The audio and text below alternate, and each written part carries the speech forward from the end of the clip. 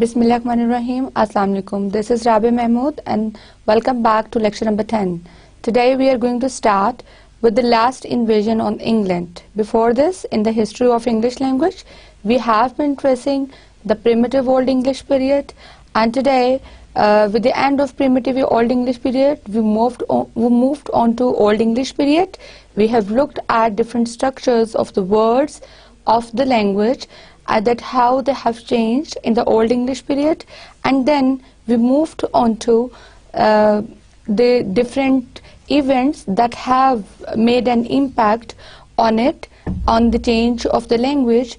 And now today we are going to start with the last invasion on England. Actually, before this, in our previous lecture, we had looked at the invasion of Vikings and their influence on the England.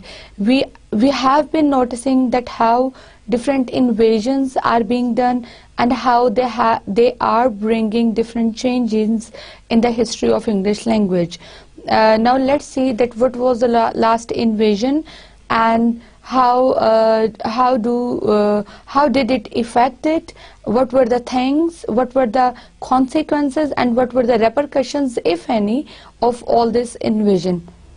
Let's start with the duration 991 and 994 invasion. By this time we had seen that in England there were the Danes who were living, and perhaps England was prospering time by time at that time. English and Danes lived together for 2 centuries and eventually combined into the people. The difficulties with the Scandinavian invasions were not over. Although it is actually a reference to our previous lecture where the Danes and Englishers, they have started living together, they have started prospering together, but at the same time we see that even some difficulties that were regarding Scandinavian invasions, they were not over. They were there at the same place. In 991, there was a person, Olaf, who would soon become the king of Norway, led an invasion of England. Another invasion came, and it was not a very major kind of invasion that was there.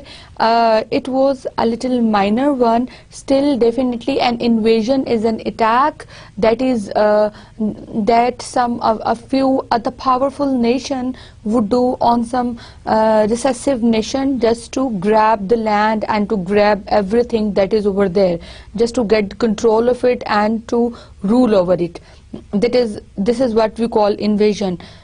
In 991, Olaf, who would soon become the king of Norway, led an invasion of England.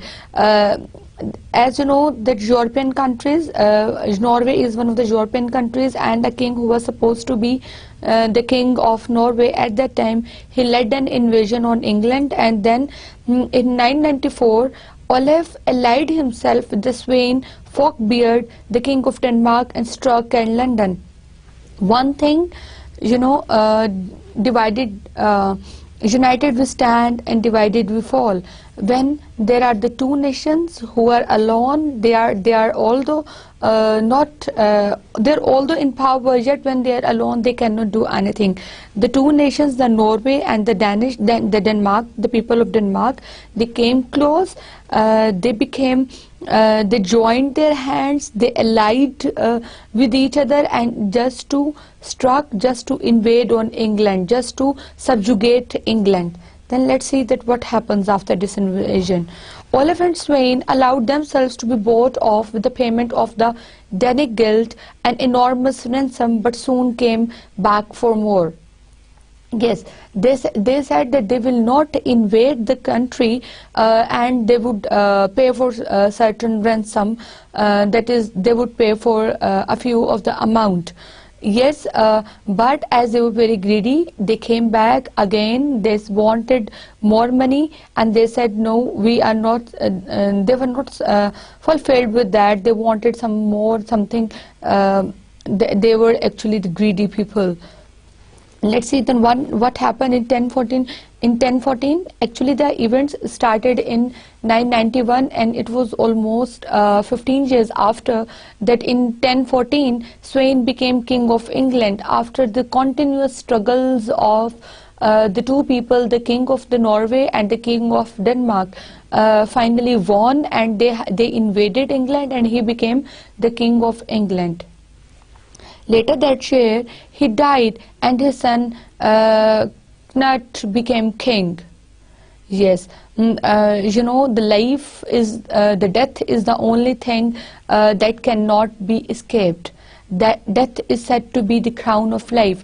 When that person, although that got rulership of that area, he became the king of England, but soon after a year he died, and then his child came as a king of the state. Eventually he started ruling England, Denmark and Norway, as well as Schleswig and Pomerania. They actually, as you know, as I have told you, that it was a combined venture, it was a combined invasion from Denmark and Norway from the kings of Denmark and Norway on England. So they started joining hands, and he started ruling. When one was selected as a king, he started ruling not only on England but also on Denmark and also on Norway. They were all the same territory at that period of time. Knut married Emma, the widow of Ethelred, the king his father had deposed. Some scholars say that Knut attempted to become more English than the English, forging a new identity in the Danelaw and throughout the country. Now the king, the current ruler, who was the king of England, he actually started doing many things. He started becoming English, although while we look at his descendants, while we look at his ancestors, we say that he was the descendant of the king of Denmark, and they invaded on England, and now he himself started become more English than the English people, and he started forging new identity. He started forging the links, the coordinations between the two states and overall in the country. He brought 2 decades of peace and prosperity to English and appears to have been much loved. But his fathering of 2 sons, one legitimate with Emma and one illegitimate, led to enormous strife later on. He was the king who ruled over, who brought at least the 2 decades of peace. After a long time, there was once again a peace after the invasions on England, and England started prospering once again, and it appears to have been much loved. But his fathering of 2 sons, actually he was at that time he was the father of 2 sons. Out of these 2 sons, one was the legitimate son of him, and the other was illegitimate son. Now what happened actually, as this was a dichotomy in the relationship in his fathering of the 2 sons, one of legitimate and the other of illegitimate, actually it happened that later on some complexities arose, later on some confusions arose, and it led to enormous strife later on. Now the legitimate son, who was a son of Emma, whom he married, he invited his half brother Edward, the confessor, back into his household. Edward was the son of Emma and Ethelred, and upon Harthacnut's death, Edward became the king of England. Yes, Edward, as you know, he was the son of Emma. Emma was the wife, and he was a legitimate son. When the king died, he himself became the king of England. Now comes the last invasion. Now comes now comes in the history that England there comes a moment now in the history when England was for the last time invaded, and it was not again disturbed by any other nation, by any foreign power or the foreign element later on. Let's say that which was the last invasion and how did it made an influence on it. When Edward became king, who was a legitimate son, he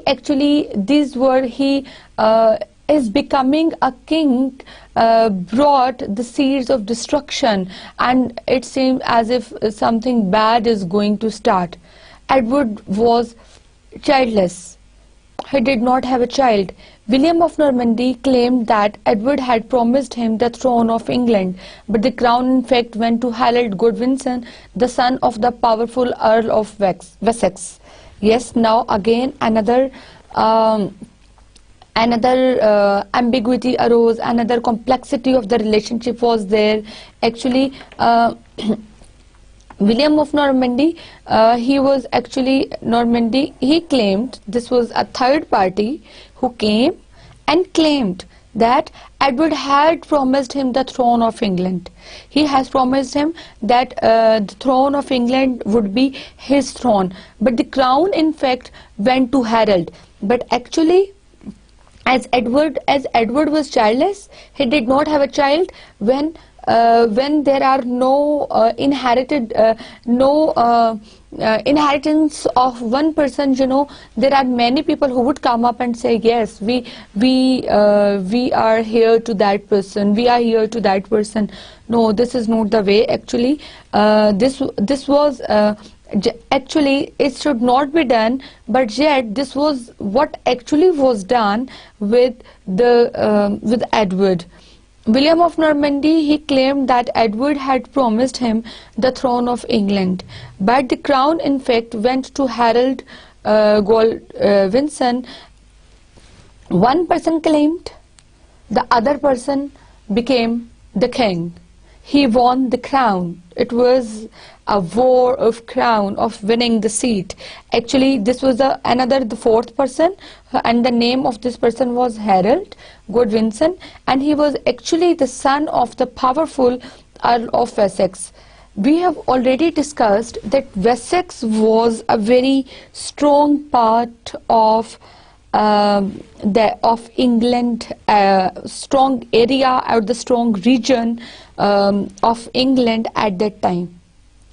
When a person who is definitely a region that is prospering, that is already in a very well-off position, who are already in power, definitely they are going to grab some others' rights as well. Now, this person expanded and he became the king of England right now. In 1066, William led an invasion of England and decisively defeated Harold at Hastings. Yes, what happened? This was about another war that started. One person, Normandy, who was saying that Edward has asked him that he would be the next king of the land. But what happened? He was no more the king of the land, and the people who were more in power, the Earl of Wessex, he won the game, and Harold Godwinson became the king. When he became the king, definitely William Normandy is not going to let it go this way, because this is a war. This is a war of politics. This is a war of power. So he what did he do? In 1066, William led an invasion. Then there came another invasion. William came, he attacked on England and decisively defeated Harold at Hastings. He defeated him. He defeated the Harold at Hastings, and this was the last time England was conquered by a foreign power. Yes, England being a place that has been inhabited, we say, for 50,000 years. but English is spoken over there only for 1500 years. See, and within how this English emerged, and how after lots and lots of invasions and attacks on English, English has come to this place. England was being invaded for the last time, and it was conquered by the foreign power. It was perhaps the era of 1066, as you know. Yes. Now let's see in detail that what were the consequences of this invasion, or what were the consequences of this attack on England. It was being attacked for the last time by a foreign power. And see, what did it do?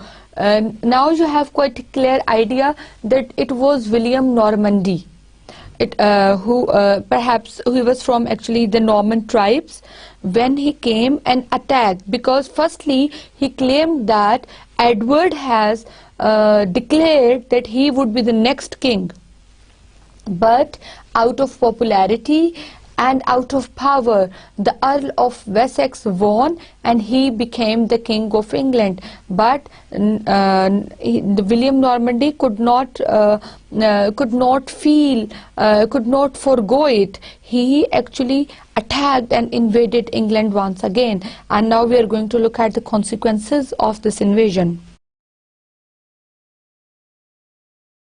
William's conquest was accomplished with very few men.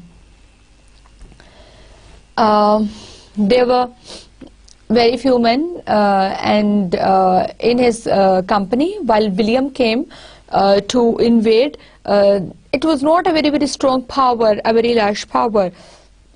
Yet he completed his conquest with very few men, and although he ravaged and burned some of the countryside, he did not massacre the inhabitants of England. When there is an invasion, you know, there is destruction, there is devastation, there are blasts, and there is terrorism, the things like that. But when actually William came, he conquered, he ravaged and burned some of the outskirts of England, but not the center of England. He did not harm, he did not put in danger the lives of the inhabitants of the main England. Rather, he killed or exiled all of the nobles, replacing them with the Normans loyal to him. Yes, a very sharp, a very we say intellectual decision, and a very rationalistic and far-sighted decision that was taken by William Norman at that time. Look what he did. He did not disturb, he did not harm, he killed or exiled. He let them go. He just threw them out. Which class? All of the nobles. Nobles in England are known as elite class of the society. This is elite class of the society. This is a class that is a very well-off class of the society, that is the upper class of the society. So he killed or exiled all of the nobles. He just thrown them out of the country, all the elites, and replaced them with the Normans loyal to him. He brought many Normans with him. He placed them on the place of the noble class of the society. Can you understand? Can you please tell me the reason why? Why only the nobles were disturbed? Yes, the reason being perhaps they were the power. They were the people who were from the elite class of the society. They were the people who were enjoying the luxuries of the society. If harming them means that you are harming the most elite and the most intelligible class of the society. So he harmed them, and he actually not only harmed them, not only exiled them, but also he just thrown them out and he replaced them. They were replaced with the Normans, with the Normans, and which Normans? Who were very, very loyal to them. Just to have the sympathies of the people, he brought the people with them and he replaced them with the noble class of the society. A very, very sharp and witty decision that was taken by William Normandy at that time. It is important to note that although the Normans were ethnically Danish, they were Northmen who had settled in the northwest part of France, during the Scandinavian conquest. They were culturally and linguistically French. Another aspect of Normans, what was that? It was that although the Normans were ethnically Danish, the Normans were coming from Danish. They were Danish actually. Ethnically means the background, their ethnic background. They were religiously, racially, they were Danish people. They were Northmen. Yes, they came from north. They were Northmen who had settled in the northwest part of the France. Ethnically being Danish, they had actually before that migrated from France during the Scandinavian conquest, and they were culturally and linguistically French, definitely, because they had actually migrated from France. So the two important things to note about the background of these people is that they were culturally and linguistically French. Not only in the culture, not only according to the language, but overall, basically from the back, from the generations, from their castes, from their creeds, they were French, because they had basically migrated from there. Thus, when William completely replaced the English aristocracy, he did so with the French speakers. William also replaced the leaders of the church, the bishops and the archbishops, with the Normans who were loyal to them. Look, he is how slightly and how intellectually he is bringing changes into the different domains of the society. He is actually changing the domains. He is actually changing the administration of the society.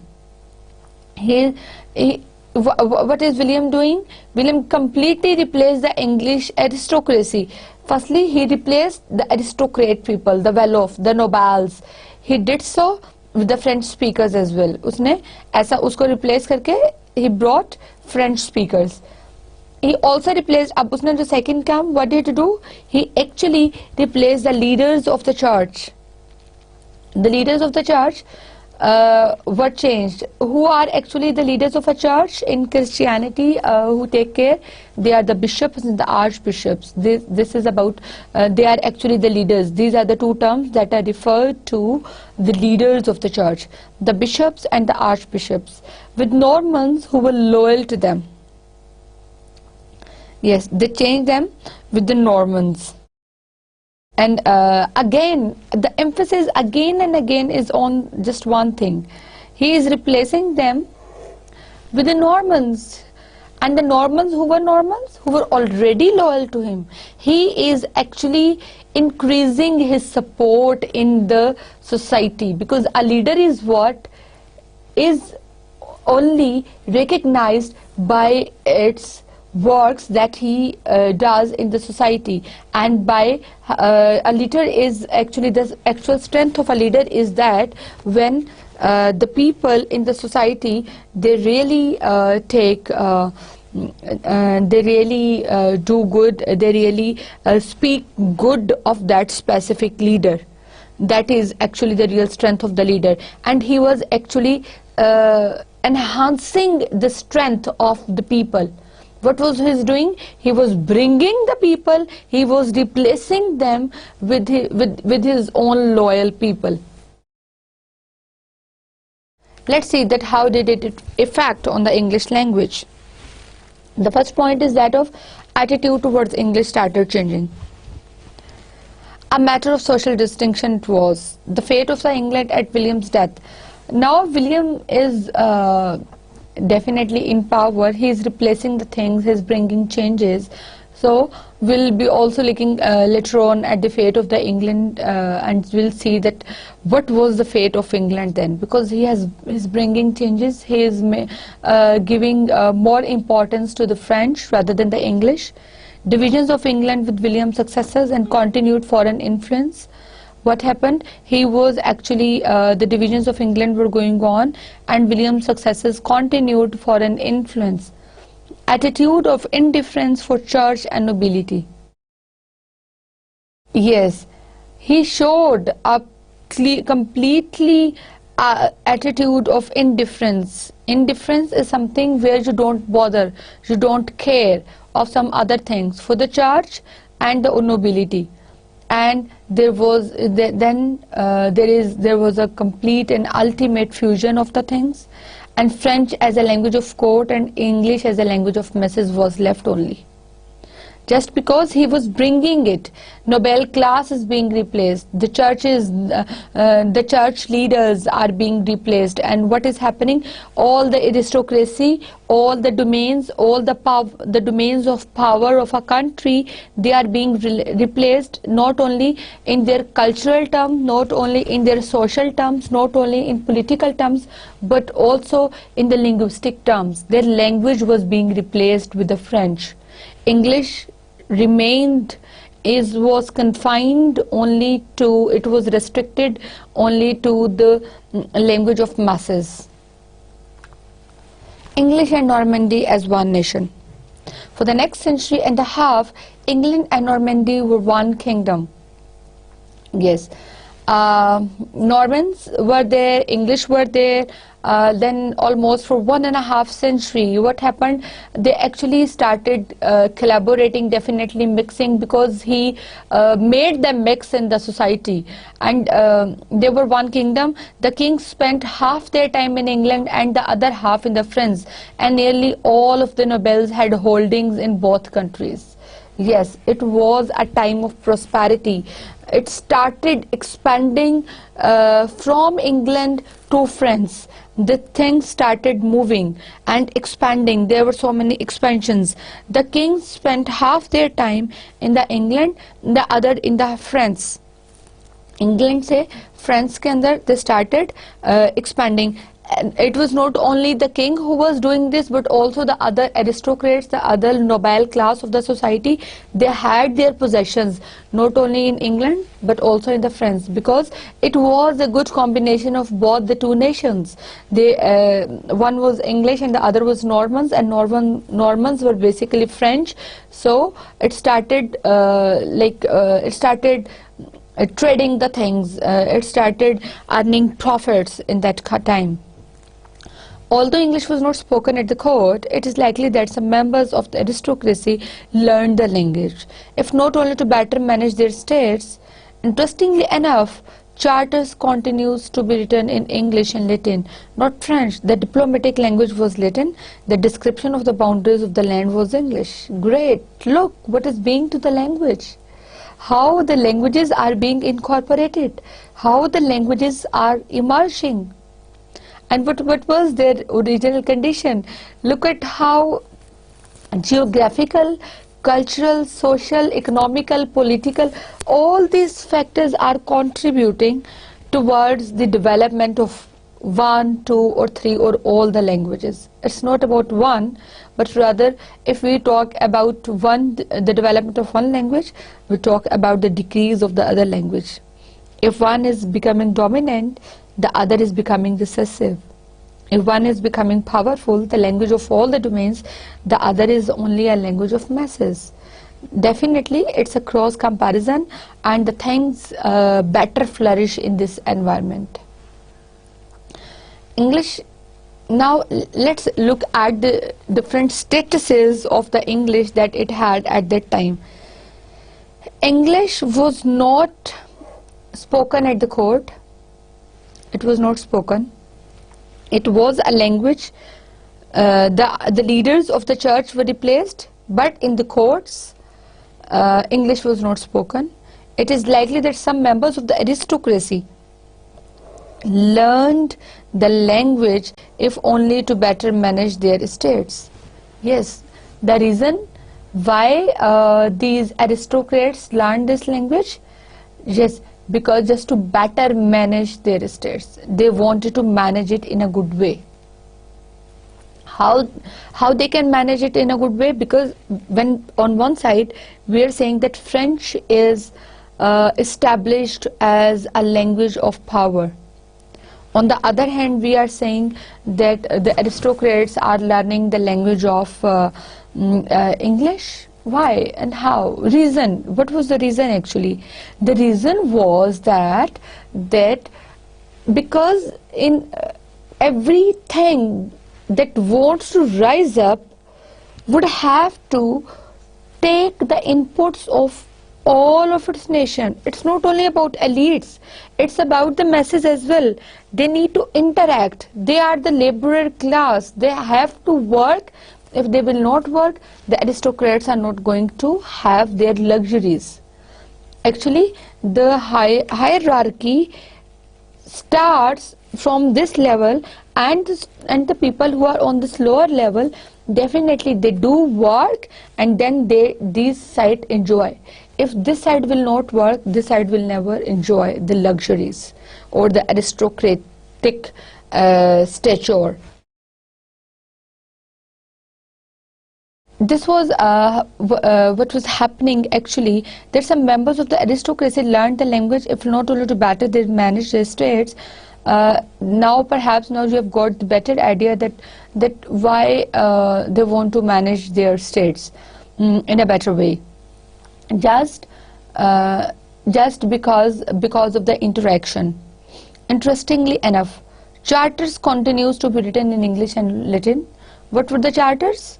The charters were the decisions or the formalized documentation of anything.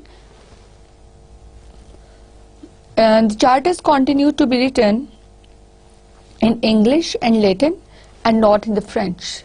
They were not written in the French, rather they were written in the Latin, and they were written in the English language. And why not in the French? Because the diplomatic language was Latin. The executive language of the more official language that was more in power was Latin rather than the French. French was a kind of spoken interaction, and Latin was a kind of written documentation, a language that was used for the written documentation. The description of the boundaries of the land was English. The description of the boundaries of the land, their land, the land was already divided into so many different boundaries, and these boundaries, when they were defined in English, perhaps so that then average people or the lower class of the society may know about it. Now let's look at what happened till 1154. We know that the Old English continued to be spoken for some time after the conquest, because among other evidences the Anglo-Saxon Chronicle continued to be updated in the Old English, and till 1154, and the Chronicle was actually updated. Perhaps the religious settings, a little change in English has already come, but still it had not taken that much place in the chronicles of English language. The next is the Catherine group. Let's see what this group was and what they have done. The Catherine group was the famous Catherine group. Its texts also support the idea that Old English continued to be spoken rather widely after the conquest. We are saying that the language is changing. The language was taking a change in the language was taking place, and we are saying that the Old English continued to be spoken. Still up till now, although the times are changing, the years were passing, the centuries were going on, and still we had traced the evidences or the stances of Old English as well. and a few of the people are of view that perhaps it continued to be spoken for rather a longer period of time. The Catherine group includes the lives of 3 virgin martyr saints. There were 3 main saints who were a part of this Catherine group, and these were Saint Catherine, Saint Juliana, and Saint Margaret. Yes, and the Swales Ward, a treatise on the care of the soul, was made out of with these 3 groups. Let's see that what is Tolkien and what was its role. These texts are also associated with the Eng404 Wise, a guide for the nuns. J.R.R. Tolkien demonstrated that these writings showed the continued use of Old English, the Mercian rather than the West Saxon dialect. Yes, we are talking about the English language, we are talking about its different dialects, and we are looking at how even after the conquest of the Normans, William Norman, after a long period of time of Old English, people kept speaking this language, this dialect, and that was known as Old English dialect, rather than changing it with some other. Rather than the West Saxon dialect as a literary language long after the conquest. Tolkien showed that the language had continued to develop grammatically, making some new distinctions, verbs, making some new distinctions between certain types of verbs. The language, Tolkien says that it started changing. We are saying the language continued to be spoken after a long period of time. Yet, although it continued to be spoken, yet there were some internal changes that were going on within the language, and these changes were firstly that they say that they developed grammatically. There were some grammatical changes that have already come, and then there were some making some new distinctions between certain types of verbs. The classes or the parts of speech, we say, that is noun, verb, adjectives, adverb, etc., they also started changing. He also encouraged the person or the persons who wrote these texts for a community of nuns in the West Midlands were educated and knowledgeable, calling into the question of traditional idea that Old English had remained only as a language of the uncultured. Yes, a new aspect of Old English language that was still continuing with few changes in this period as well. And what was the argue of the Tolkien? He said the person or the persons who wrote these texts for the community of the nuns, actually there were a few texts that were written for the community of the nuns in the West Midlands, and they said that the people, the author, the writers were educated and knowledgeable. They were, yes, the 2 important points about them are that they were educated and knowledgeable. If we are saying that they have written some text for the nuns, for the community of the nuns, and we are saying yes, they are educated and they are knowledgeable, let's see that how they are educated and how they are knowledgeable, because it is going to put it into a question. A question mark would come over there to see what would the question be, that it is actually about a traditional idea was there that Old English had remained only as a language of the uncultured, that the people were uncultured, the people were not educated, they were neither qualified, they were not knowledgeable, they were not intelligible. It is a language of uncultured people. This is a traditional idea. Now, when we are saying, no, there were some texts that were written for this specific group of people, there were certain language texts or the inscriptions written for some specific group of people, and the writers who wrote them, they were really very, very intelligible. They were really very, very educated, knowledgeable. Then how can this be possible that Old English is a language of uncultured people. So there is a contradiction there. This is actually a paradoxical statement that you have noticed, and you have seen that yes, this is a paradox. Old English is not or might not be a language of uncultured people, because we have found the evidences and the traces of intelligibility and knowledgeability of the people. However, that idea that English was spoken but only by the lower class and was rarely written is often used as an explanation for the further development of language. Yes, the idea was that English was spoken but only by lower classes. It was spoken only by the lower classes. It was not spoken by the aristocrats, the class of the society in that time that we are discussing up till now, and was rarely written, is often used as an explanation for further development of the language. It is used as an explanation, yes, that the language developed this way because it was only a language that was spoken and spoken only among the lower class. It was firstly, it was not written. Why it was not written? Because it was not a language of documentation at that time. At that time, French was the language of documentation, and it is but only by the lower classes, and was rarely written, is often used as an explanation for further development of the language. Yes, it gives some other idea as well about the development of language.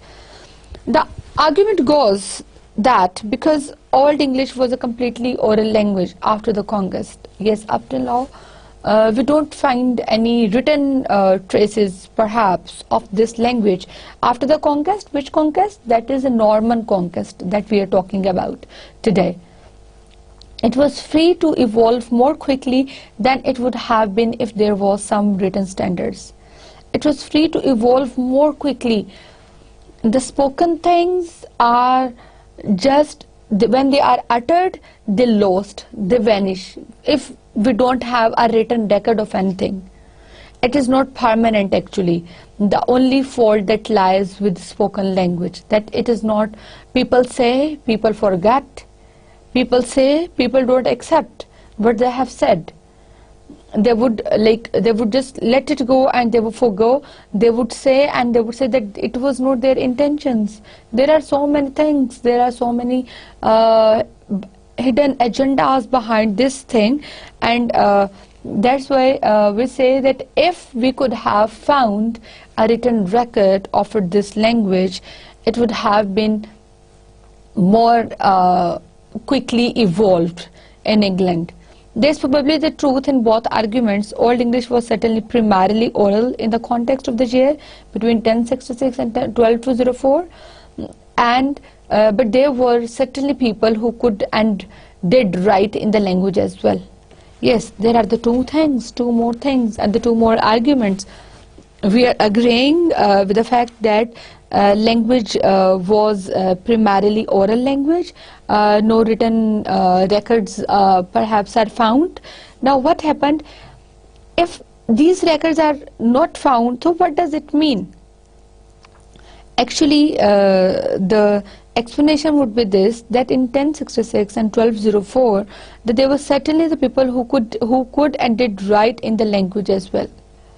It does not mean the people could not write. Perhaps they could write in the language as well, but perhaps it was not kept as a record, and it was not forwarded on to the generations and the generations. And if it would have been, it was not enormous enough. It was on a meager scale. It was not on a larger scale. Yes. The loss of Normandy in 1204 finally came 1204 when Normandy started getting lost in the sense that perhaps there was some killing and there were some murders. Let's see what was this. The first one is King John Lackland angers King Philip of the France. King John loses title as a Duke of Normandy. Yes, actually In the olden times, there were certain vocabulary, there were certain words that were used. For example, duke was also used to refer to the kind of prince, okay, and duke and the duchess. Duchess is the princess, duchess is the queen of that duke. Duke and duchess. As king and queen we have. Okay, we are saying that a King John, actually before this what was happening, there was a good interaction that was going on in France and in England. There was a good integration that was going on. The aristocrats were were having their possessions, having their properties, and bought the lands.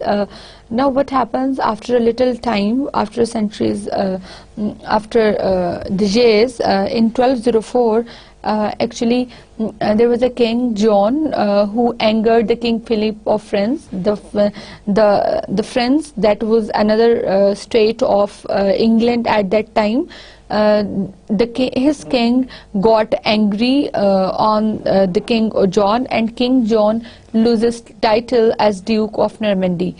Yes, at the time, because of this, he was no more regarded as the king of Normans. He expelled them from his kingdom. Yes, then a few more events of 1204. Despite its widespread use, Old English might still have been replaced by the French if it were not for the events of 1204. Yes, when one king was expelled out of his land, now what happened? English, although was not most of the time accepted by the people, the Old English still was going on, and it was being replaced by the French.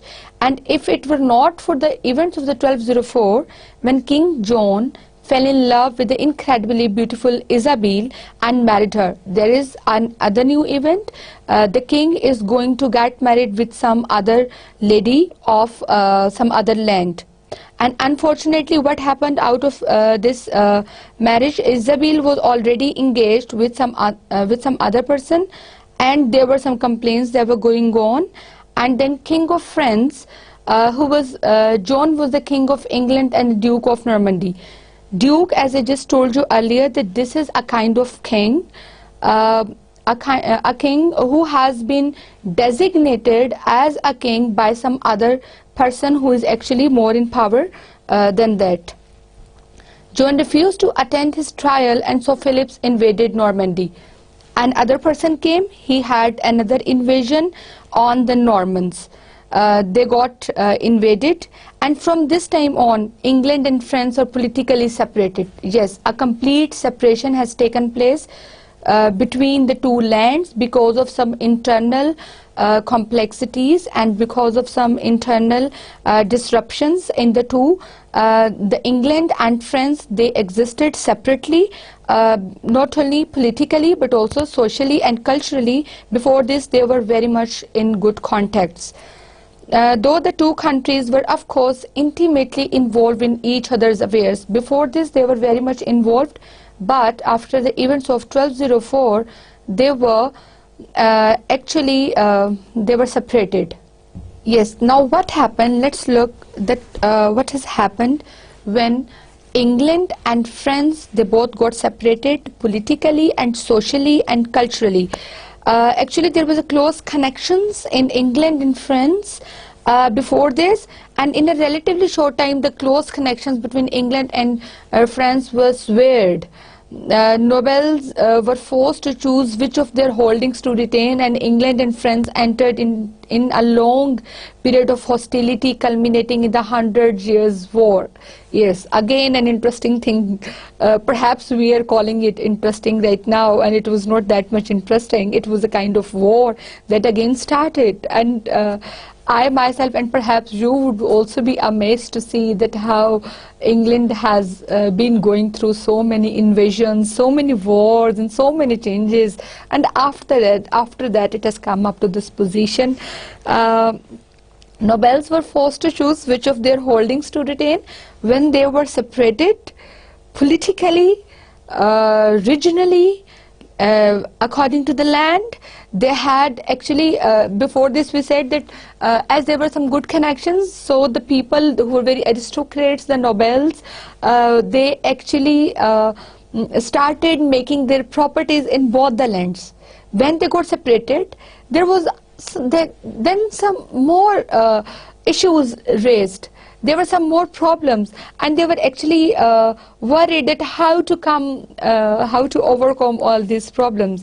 England and France entered into a long period of hostility. There have been 100 years war in England and France just to resolve those issues that have already taken such a great place. French remained as a language of some of the aristocracy, but it is clear from many documents that it was no longer a regularly spoken language. French remained as the language of some of the aristocracy. Yes, aristocrats, we have already said that a few years or the centuries back, actually the aristocracy was replaced with the Norman conquest. He brought Normans, and the Normans who were loyal to him, were loyal to the king. Now, French remained as a language of some of the aristocracy, but it is clear from many documents that it was no longer a regularly spoken language. Yes, when the rulers are not there, when they themselves have changed and they have got separated, then definitely it is not going to be going to work anymore, and it is not going to be a language anymore over there. Upper class individuals learned French for their visits to the continent, and because it was one of the things that aristocrats needed to know, like heraldry, courtesy, or hunting. Yes, there were some upper class individuals. Upper class, once again, we are referring to aristocrats, and we are referring to the people who are well off, who are good in positions, who were noble, who were from the noble class. Upper class individuals learned French for their visits to the continents, because these were different continents now. They have already been separated, so they started actually, they need to know a bit of the French just for the visit's sake, and because it was one of the things that aristocrats needed to know, like heraldry, they wanted to know about courtesy, they wanted to know about the hunting as well, so they started learning French. But regular speech in French among the English rather rapidly became rare. When they separated, gradually and regularly, actually the French speech that was already in use, it started decreasing among the French, rather rapidly became rare, and those people who did speak French were almost certainly at this point bilingual rather than the monoglot French speakers who had come to England with William. Yes, see what a great changes have taken already place. Regular speech in the French among the English rather rapidly became rare, and those people who did speak French were almost certainly at this point bilingual. People became more bilingual. Bilingual is a person who is competent, who is proficient, and who has a good knowledge of speech, not only of one language but of two languages. A person who can speak well, who can understand well, not only speak, who can understand, who is proficient in two languages, more than one, that's two languages, is known as bilingual. And what were the two languages of proficiency? One was French and the other was English. Bilingual rather than the monoglot French speakers who had come to England with William as loyal men. They were repressed. They started, very few people were left over there. Repercussions for aristocrats with land holdings in England and France. Let's see that what were the repercussions. Repercussions, actually the meaning of repercussion is the consequences that if for example we can say the reaction of something, of any action, or the results of anything. Repercussions are actually more serious kind of, it refers to serious kind of consequences, or the deep-rooted consequences. Let's see that what were the consequences of these things. There was voluntary relinquishment and divisions as two options. There were two actually options that were available to the aristocrat class of the society who have their properties both in on one side in England as well as in France. One, King Louis decree of 1244. There was a decree. There was actually he started getting decree, the King Louis in 1244, and the consequences were after 1250 the nobility of England considered themselves as English. Yes, see, the things are changing. In 1064 they were French. In 1250 they started considering themselves as English, because these 2 centuries have already been passed and they have now turned to be the natives of the English. And the noble class who that was once replaced with the Norman invasion, it once again rose up, and they started considering themselves as English. There was a continued French influence under Henry III as well. Under Peter de Roches, Henry III's marriage to Eleanor of Provence and the death of Henry III's mother. These were the 3 main incidents of the Henry III. And English, let's see what was the English reaction to the foreigners. Provisions of the Oxford 1258 and the Barons' War 1258 to 65. Yes, there was there was perhaps a provision of a war between the 2 nations. Then came the 13th century with a lot of changes, definitely, with a lot of invasions, wars, and came 13th century, and see, there was shifting emphasis of French and English. Shifting emphasis was changing, was transferring from one to another. French becomes cultivated tongue. It's used in law courts and parliaments, used by educators in universities, used by polite society as a second language, and many French words enter the language during this time. Yes, in 13th century, it was actually a shift was going on. English was, by that time, just remember that it was a language of the common people, of the masses. And French, being older in power, although people started forgetting and leaving this language, yet it was a language of many of the powerful domains of the society. It was a language of law courts, parliaments, educated people of the universities, by the polite societies as a second language. It was sometimes used, as well as, and this was the time, definitely it was having a very, very close interaction with the English. So it was a time of diffusion for the English. It was a time of transference of English from, it was a time of creeping of French words into English, when the French words started creeping in and settling down in English language, because they were quite in close connections at this time. The 14th century.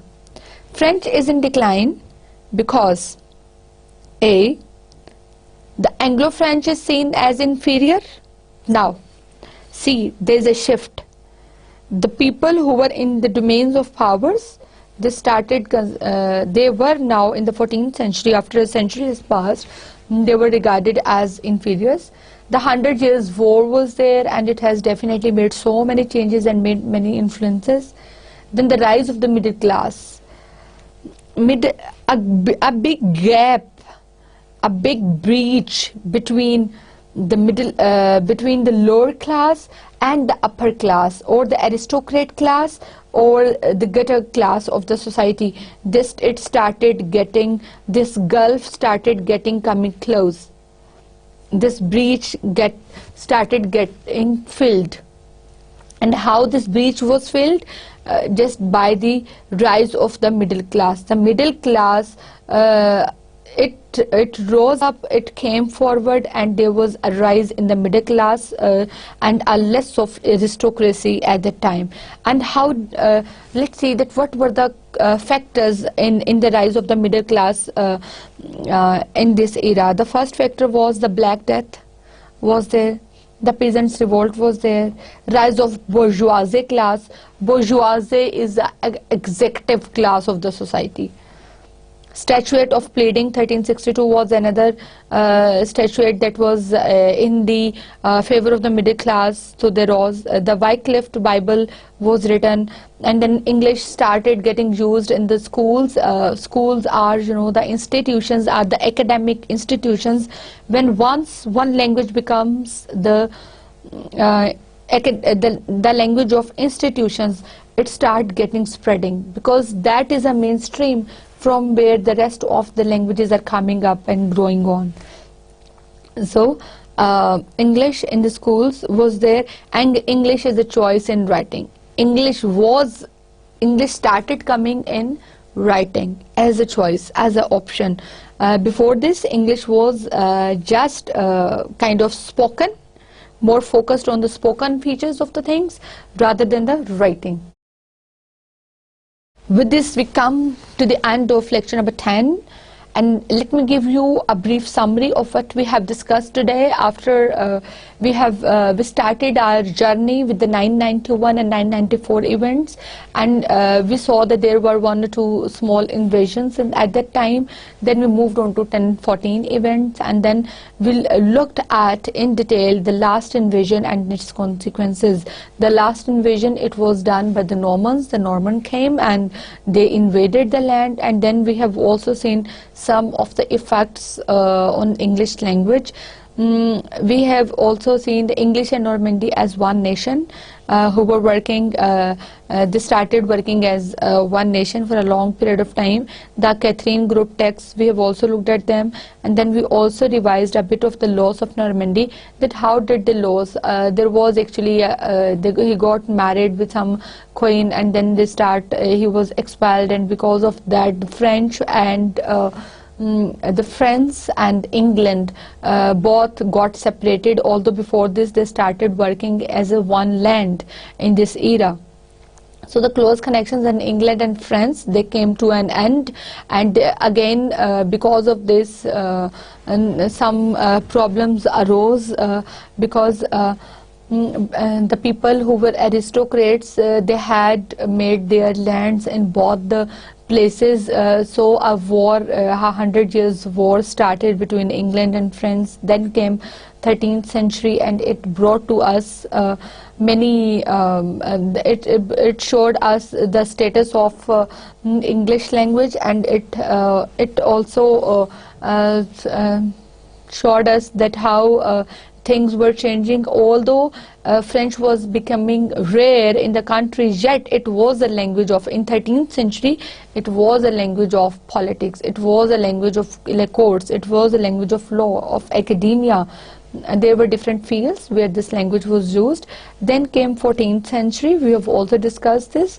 We looked at different aspects of 14th century, and we said the main feature of 14th century was the rise of middle class.